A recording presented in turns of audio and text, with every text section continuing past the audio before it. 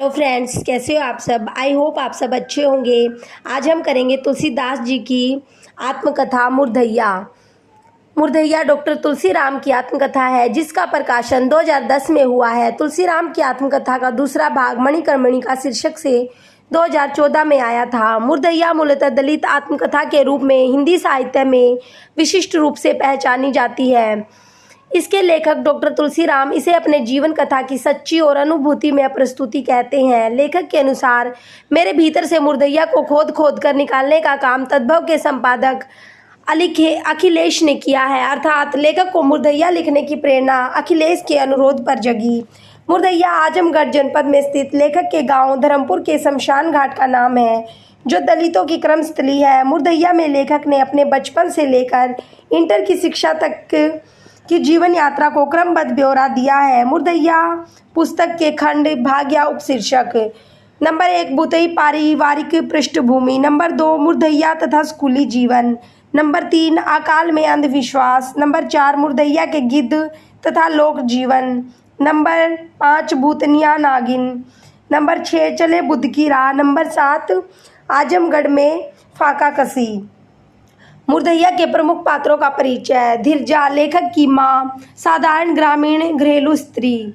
जूठन लेखक के दादाजी जिन्हें अंधविश्वास के अनुसार किसी भूत ने पीट पीट कर मार डाला था। मुसड़िया शतायु अवस्था में जीवित लेखक की दादी। सोमर लेखक के पिता के सबसे बड़े भाई जो 112 गांव के चमारों के चौधरी हैं।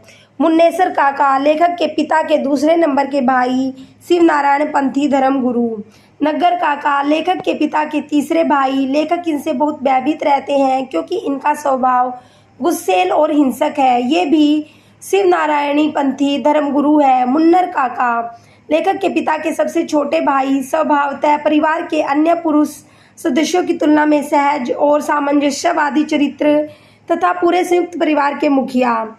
मुंशी राम सूरत लेखक के प्राथमिक विद्यालय के शिक्षक और घोर जातिवादी। परशुराम सिंह प्रधान अध्यापक हेडमास्टर। संकठा सिंह प्राथमिक विद्यालय में लेखक का घनिष्ठ मित्र। किसुनी भौजी तथा सुभाग्या नवविवाहित स्त्रियां जो अपने गृहस्थिक तथा वैवाहिक दुखों को चिट्ठी के द्वारा दूसरे प्रदेशों में मजदूरी के लिए गए अपने पतियों तक भेजती थी। चिट्ठी लेखन और पठन का काम लेखक अर्थात बालक तुलसीराम का होता था। करपात्री महाराज हिंदू कोड बिल के विरोधी और राम राज्य पार्टी के नेता।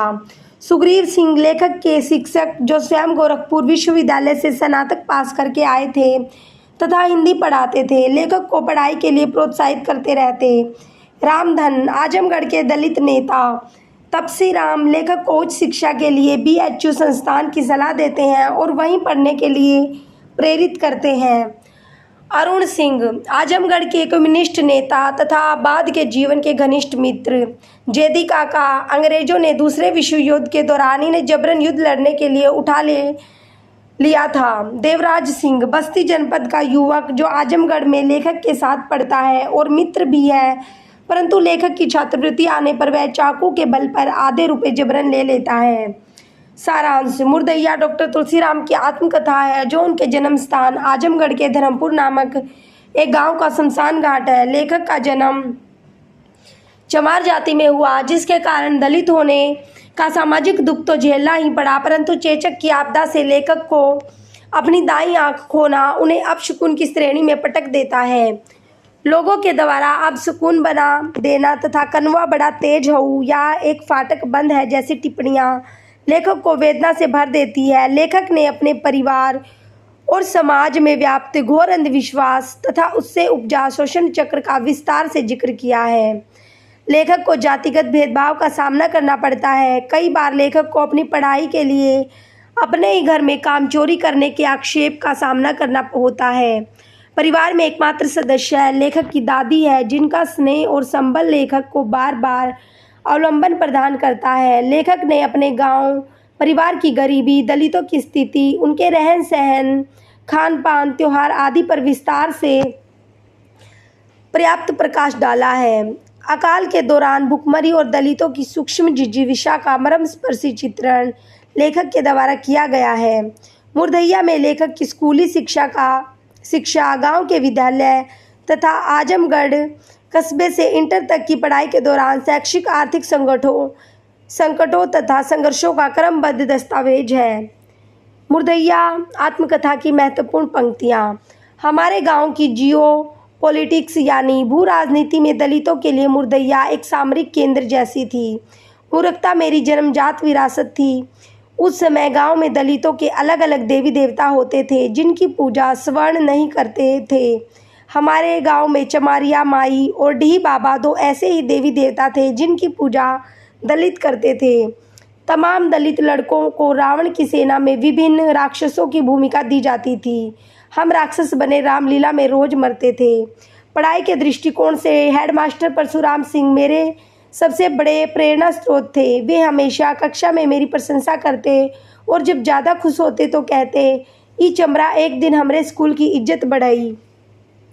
आज जब मैं अंतर्राष्ट्रीय राजनीति में एक बड़े सेंटर का प्रोफेसर व अध्यक्ष बन चुका हूँ तो यह स्वीकारने में गर्व होता है कि इसके पीछे मेरी प्रेरणा के असली जनक वो 3 गरीब मजदूर थे जिन्होंने मुझे छोटी उम्र में अंतर्राष्ट्रीय राजनीति की तरफ अनजाने ही खींचा था। इनमें एक थे सोवियत संघ के समोई खेती वाले मुन्नर चाचा, दूसरे डांगे की डंगरिया कहने वाले सोनई तथा तीसरे थे दड़ियल जेदी चाचा। इस क्षेत्र में स्वतंत्रता आंदोलन का नेतृत्व तेज बहादुर सिंह नामक एक प्रख्यात कम्युनिस्ट नेता ने किया था। उन्होंने वर्षों तक भूमिगत रहकर काम किया था। इस पूरे क्षेत्र पर उनका विशेष प्रभाव था। बाद में बाबा हरिहर दास ने बताया कि स्वामी करपात्री जी देश में रामराज्य लाने के लिए काम कर रहे हैं। जाहिर है कि पार्टी राम राज्य परिषद चुनाव मैदान में उतरी थी। मतदान बंद होने के बाद मैं अपने पिता तथा मां के साथ वापस घर आ रहा था तो पिताजी ने मुझे बताया कि बाबा हरिहर दास ने उन्हें 2 रुपया दिया है, इसलिए उन्होंने रामराज को वोट दे दिया।